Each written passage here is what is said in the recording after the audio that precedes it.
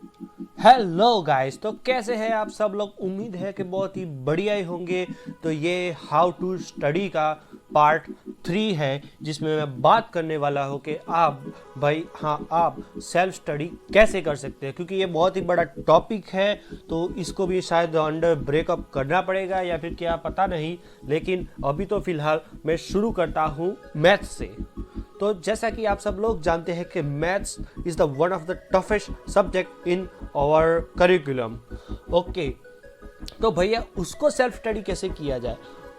अभी तक हमने देखा है कि भाई मैथ्स के लिए, फिजिक्स के लिए, केमिस्ट्री के लिए तो भाई टीचर चाहिए है। सोशल साइंस हम खुद से कर सकते हैं, संस्कृत खुद से कर सकते हैं, लैंग्वेज कोई भी खुद से कर सकते हैं, क्योंकि उसमें याद रखने वाला एलिमेंट ज़्यादा होता है दिमाग लॉजिक दौड़ाने के बजाय। लेकिन जो ये मैथ्स, फिजिक्स, केमिस्ट्री है, उसमें तो भाई चाहिए ही चाहिए। तो और उसमें भी सबसे ज़्यादा तो भाई मैथ्स में, मैथ्स में तो हमें मतलब सेल्फ स्टडी इतनी कर ही नहीं सकते भाई। कोई कैसे समझ सकता है मैथ्स को खुद से।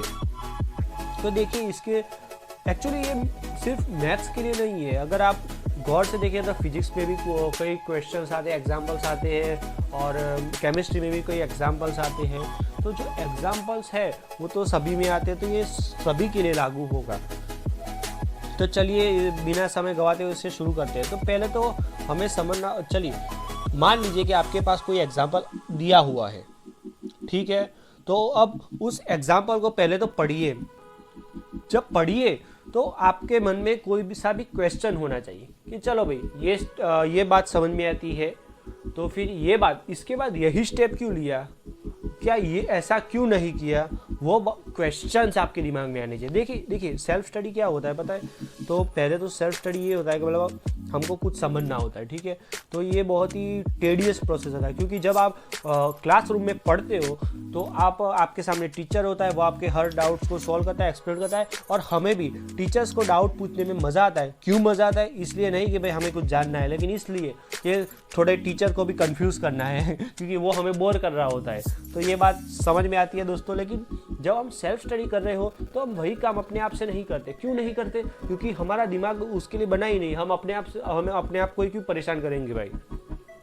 लेकिन आपको करना होगा अगर आपको जानना है ये सब कैसे होता है। तो पहले तो जानिए कि ये स्टेप के बाद दूसरा स्टेप कैसे आता है, दूसरे से बाद तीसरा, चौथे से बाद पाँचवें के बाद छठा स्टेप क्यों आता है। फिर जो कोई क्वेश्चंस होते हैं उसको एक टाइप में ग्रुपिंग कीजिए। जैसे कि मान लीजिए कि 10 एग्जांपल दिए हैं, इसमें क्या होता है, एक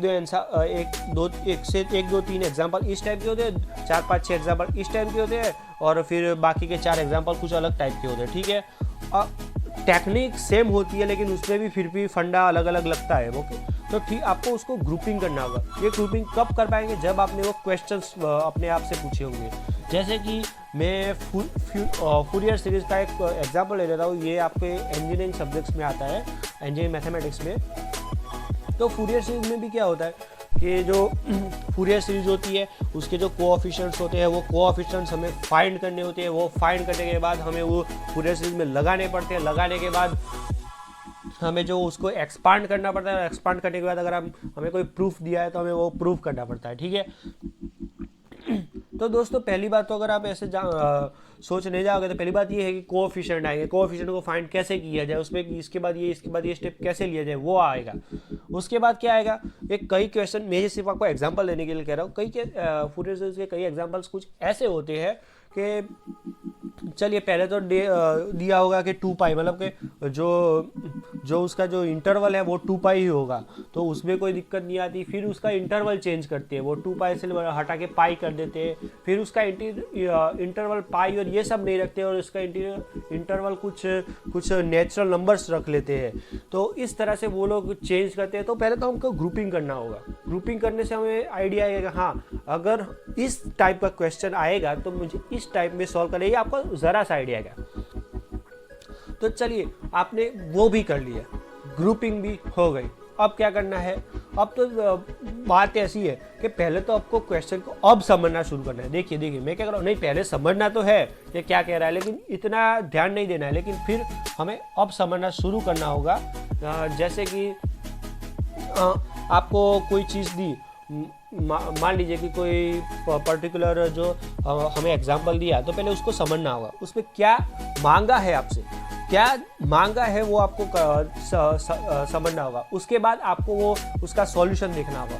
उसके सॉल्यूशन मतलब चलिए मैं एग्जांपल ले लेता हूँ कि कोई एग्जांपल है जिसमें मुझे फोर्स कैलकुलेट करने को बोला है, ठीक है। तो फोर्स कैसे कैलकुलेट होता है, तो हमारा सीधा सा फॉर्मूला है F=m×a। ओके, ये हमको पता होना चाहिए। अगर नहीं पता है तो आपको वो सब क्लियर करना होगा। F=m×a। तो हमें पता चल गया कि फोर्स ढूंढने के लिए m और a चाहिए होता है, लेकिन तो उसके लिए पहले हमें मास ढूंढना होगा, उसके बाद एक्सेलरेशन ढूंढनी होगी। अब देखना ये है कि जो कि क्वेश्चन है, जो कि एग्जाम्पल है, उसमें क्या क्या दिया हुआ है। तो शायद हमें m की वैल्यू दी भी हो सकती है, ना भी दी हो सकती है, शायद डेंसिटी की वैल्यू दी हो सकती है, और हमें वॉल्यूम की वैल्यू दी हो सकती है। तो उससे हम m कैलकुलेट कर सकते हैं। फिर एक्सेलरेशन को आपकी कुछ अलग अलग तरीके से फॉर्मूला दिया हो सकता है, या फिर डायरेक्ट ही दिया हो सकता है। तो ये चीज़ें हमें देखनी पड़ती है। फिर हमें सॉल्यूशन देखना पड़ता है। सॉल्यूशन में चलिए अब आपको समझ में आ गया, हाँ F=ma, मुझे ये डेंसिटी दी हुई है और उसका वॉल्यूम दिया हुआ है, तो मैं मास तो निकाल ही लूंगा। और एक्सेलरेशन की वैल्यू है वो, क्योंकि ये ऑब्जेक्ट फॉल कर रहा है तो एक्सेलरेशन की वैल्यू ऑब्वियसली g होगी, और g की कोई वैल्यू दी नहीं हुई है मुझे, तो g की मैं जो स्टैंडर्ड वैल्यू है 9.81 वो मैं फॉलो करूंगा। और उसके बाद F=m×a करते हैं और फिर आपका रिजल्ट आ जाता है, ठीक है। अब मतलब वैसा तो हो गया, लेकिन कई क्वेश्चन पहले तो आपने ऐसा कर लिया तो आपका भाई आंसर तो चलिए आ ही गया, बराबर, ठीक है। और अब कोई क्वेश्चन ऐसे होते हैं कि जिसमें कुछ घुमाया फिराया होता है, कुछ जरा सा ट्विस्ट किया होता है। ऐसा मतलब नहीं कि पूरा का पूरा ट्विस्ट करते, लेकिन थोड़ा सा ट्विस्ट किया होता है। तो उसके लिए आपके बेसिक कॉन्सेप्ट क्लियर होना तो बहुत ही ज़रूरी है, ठीक है। अगर मान लीजिए जैसा कि अभी मेरे साथ हुआ कि अभी मतलब 2-3 दिन पहले मुझे दोनों की वैल्यू पता थी, फोर्स की वैल्यू पता थी F=ma, और स्ट्रेस की वैल्यू भी पता थी, तो F/a। ओके, ठीक है। तो मेरे हमारे टीचर ने पूछा कि भाई आपको मतलब अभी जब मैं मास्टर कर रहा हूँ तो मेरे टीचर ने पूछा कि भाई ये फोर्स की वैल्यू क्या आती है। तो जो मेरे माइंड में जो फोर्स की वैल्यू F/a थी, मतलब हम F को इंजीनियरिंग में P बोलते हैं, ठीक है, क्योंकि जो अप्लाइड प्रेशर होता है तो वो प्रेशर भी फोर्स ही है एक प्रकार का, तो हम P बोलते हैं। तो एक्चुअली वैल्यू स्ट्रेस की P/a है, ठीक है।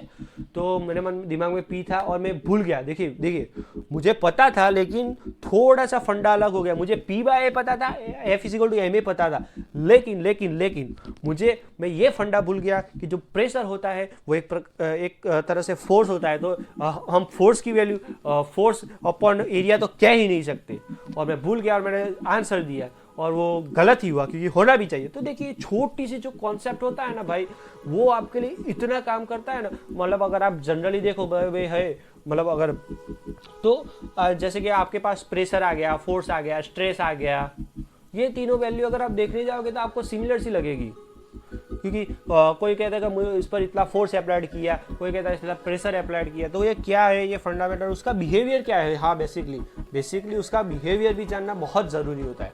तो ये सब चीज़ें जो फंडामेंटल चीज़ें अगर आप वो सीख गए, आपको देखिए अप्लाई तो करनी होगी। तो आप अपने से खुद से जो सेल्फ स्टडी में जो एग्जाम्पल्स होते हैं वो खुद से तो बढ़िया से बढ़िया बना लेंगे, ठीक है। तो अभी चलिए हमारे एग्जाम्पल की बात तो हो गई। अब क्या करना है, अगर चलिए मान लीजिए कि आपने ये समझ लिया, ये कर लिया, ये चलो फंडास थोड़े क्लियर हो गए, तो अब क्या करना है, अब करना ये है कि रटना है मीन्स के कोई एग्जाम्पल्स नहीं रटना है, जो स्टेप्स होते हैं। अब आप पेपर लीजिए, अब आप स्टेप्स को लिख लीजिए कि चलिए भाई मुझे ये ग्रुप है, पर्टिकुलर ये ग्रुप, तो इस ग्रुप में इस तरह के क्वेश्चन पूछे। तो इस तरह के क्वेश्चन पूछने के लिए मेरा जो अल्टीमेट फॉर्मूला है वो ये है, इसमें ये वैल्यू मुझे फाइंड करनी आनी चाहिए। चलिए इसमें इसकी वैल्यू इस तरीके से फाइंड कर सकते हैं, इसकी वैल्यू इस तरीके से फाइंड कर सकते हैं। मुझे जो कि एग्जाम्पल में किस प्रकार की वैल्यू मुझे दी जा सकती है वो आपको थोड़ा समझना होगा और करना होगा। और उसके बाद आपको सिर्फ स्टेप्स याद रखने का, चलिए ये वैल्यू आ गई तो इसको डालो, इसको इसमें डालो, इसको इसमें डालो, इसको इसमें डालो।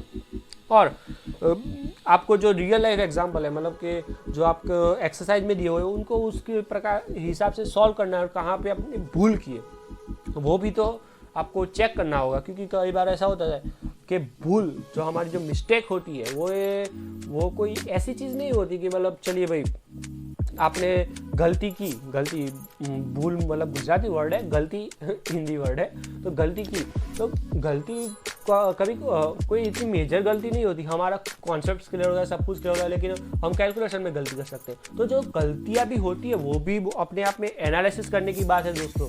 ऐसा नहीं है कि भाई चलिए मुझे तो ये सब्ट्रैक्शन और एडिशन में गलती हुई ना, कोई बात नहीं वो तो कर लेंगे, नहीं, वो भी आपका मार्क्स, आपका फंडा क्लियर हो सकता है, आपका कॉन्सेप्ट क्लियर हो सकता है, आपके छोटे मतलब जो पर्टिकुलर है वो भी क्लियर हो सकता है, लेकिन ये जो चीज़ें वो भी आपको परेशान कर सकती है, आपके मार्क्स कम कर सकते हैं, ठीक है। और जब कंपटीशन तगड़ा हो, जब कंपटीशन सिर्फ आधे मार्क के लिए हो, आधे पॉइंट के लिए हो, तो हमें वो चीज़ें होनी ही नहीं देंगे, ठीक है। तो ये बात हो गई। तो पहले तो अब आपका क्या आता है कि हम एरर्स, जो हमारी जो एरर्स है मेथड, जैसे मैंने बोला कि छोटी छोटी एरर्स हो, उनको आइडेंटिफाई कैसे करें और इम्प्रूव कैसे करें, क्योंकि वो भी तो हमें करना होगा। तो अभी तो समय थोड़ा ज़्यादा हो चुका है, लेकिन मैं अगले वीडियो में आपको इसके बारे में थोड़े डिटेल में बताऊँगा। तो फिलहाल मैं आपसे अलविदा लेना चाहता हूँ। अगर आपने मेरा ये पूरा का पूरा वीडियो देखा है तो आपका बहुत बहुत शुक्रिया, और प्लीज़ मेरे साथ ऐसे ही बने रहिए। Goodbye, thank you.